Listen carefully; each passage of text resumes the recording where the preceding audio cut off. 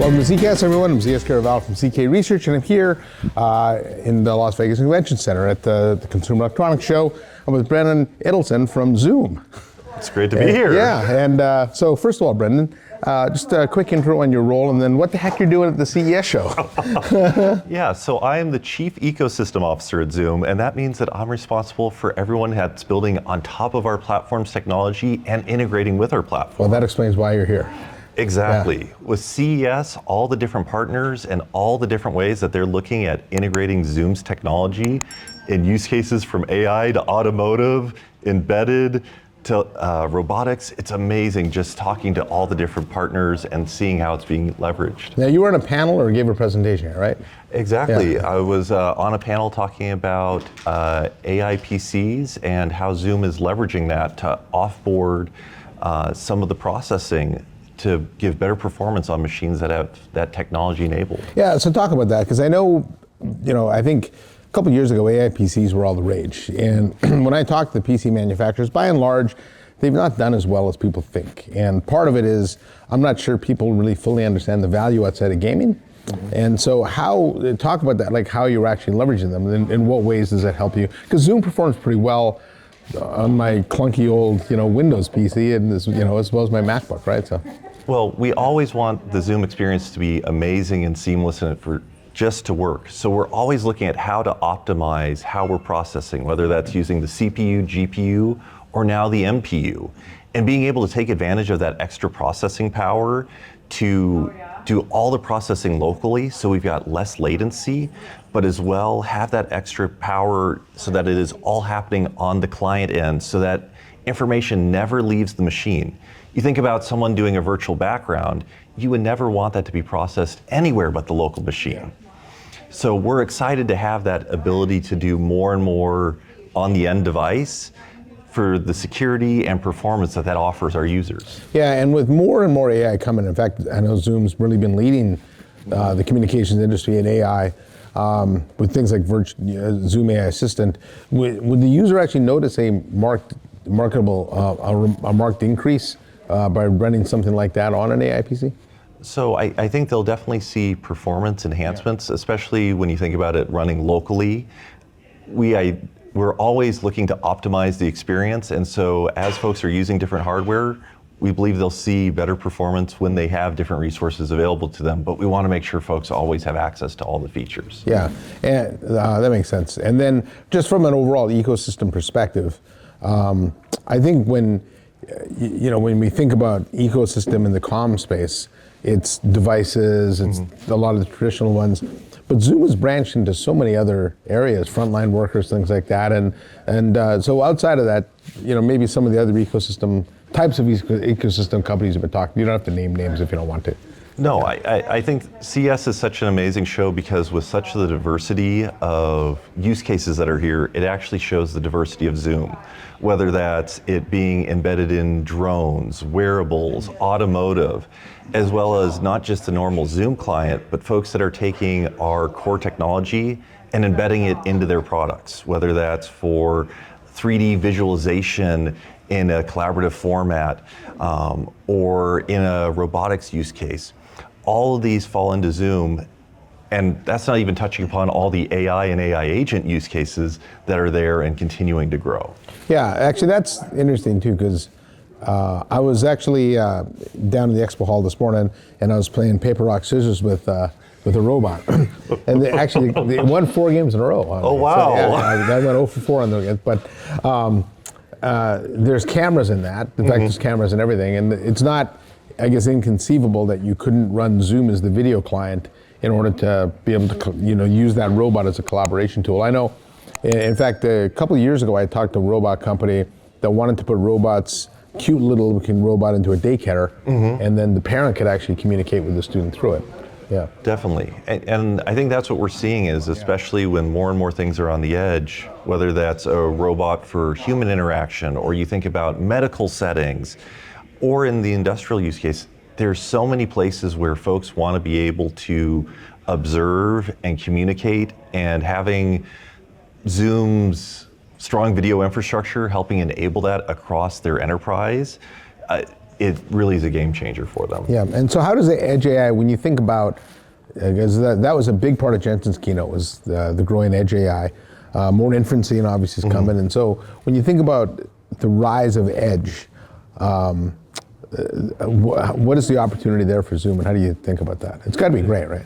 It's definitely great, and I think this goes to Zoom that we've always looked at where is the best place to run the workloads and have been flexible in where the workloads operate. So if that's cloud, if that's edge, and we'll continue to invest in going what's offering the best performance and an amazing experience for our users. Now, one of the things that came up another thing that came up in Jensen's keynote was when he talked about how the Agentic AI will become the new interface for apps. I'm not sure that's true for all apps, but certainly for a lot of them it will be. And obviously you have an agentic agent to work with Zoom now. From an ecosystem perspective, one of the things I'm worried about is, in the comm space, we could never get like Slack to talk to Teams, right? And so now all of a sudden I'm supposed to believe that all these agents are going to talk to each other. So how are you thinking about that problem and trying to make sure it is open so agents can talk to agents and the user doesn't wind up being the integration point? Well, and this is where Zoom has always believed in an open ecosystem and believed in open standards, whether that's leaning in on A2A or MCP. We want to make sure that folks can bring their agents to the platform and really be user-centric.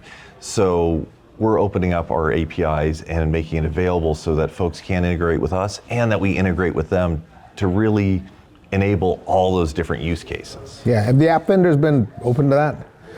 Definitely. Yeah, because I do know some, especially the bigger ones, tend to be walled gardens. And I'm just curious as to how they've embraced this. I think everyone knows who I'm talking about here. So, I mean, we've always believed in open and that it is our customers' data, and so we've used an open platform, and we believe that that's where the customer demand is. They want to be able to use AI agents across the tools that they're using, and they want those tools to work seamlessly together. And so we definitely embrace that and embrace the standards to help make that happen. All right, and let's pivot here. A little fun with CES. Have you had a chance to walk around the floor? A little bit on the floor these days. Anything fun that you saw? I think CES is always exciting because of the new technology that's out there. When I think about what leaps out, I'm always fascinated in what they're doing in the visualization space and new ways of interacting. So, and then also with CES, it's always fun to see the latest tech, whether that's the new thinnest displays that are paper thin, or folks that are doing a new spin. I always love the startup alley to see the new and emerging technology or the research coming out of the different labs. Yeah, I was over in Lenovo suite, and they have a new PC in concept in which the screen, last year they had the rollable screen, and this year they have one that rolls over on the back. And actually I said, what's the use case for this? And they said you could run Zoom and that portion of it and have somebody on the other side of your screen looking at that while you're on this side of it, which I thought was kind of interesting. Oh, brilliant. Yeah. Brilliant. I'll have to go check that out. Yeah, and then it's always fun, like the amount of digital twin technology I saw here was pretty interesting too, and it seems like anything physical in our world now is being modeled out,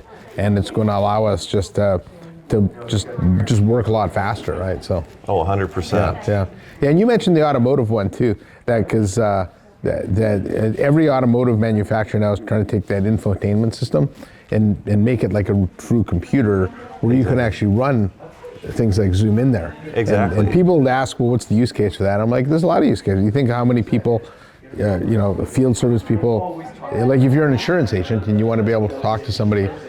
Exactly. I mean, I'm not saying do it while you're driving. 100%.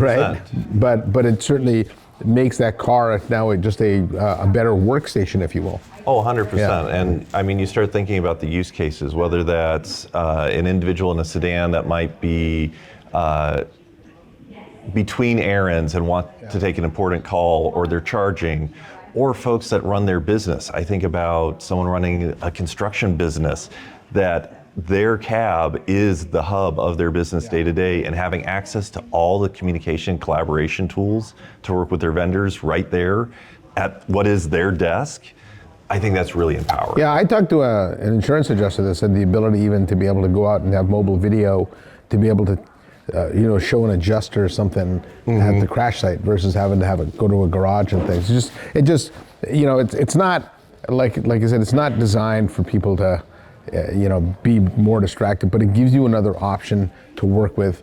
And without the rise of EVs and these things being turned into edge computers, we wouldn't have this opportunity. So exactly. Yeah. Exactly. All right, Brendan. Well, I think just from your job as the ecosystem person, congratulations. I mean, the word Zoom is still used very much in everyday vernacular. So obviously, there's more people using it in more ways. So.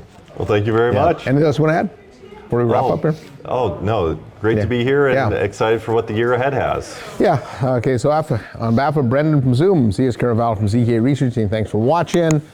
Give us a like and also hit that subscribe button. And I'll see you next time on my next episode of ZKast.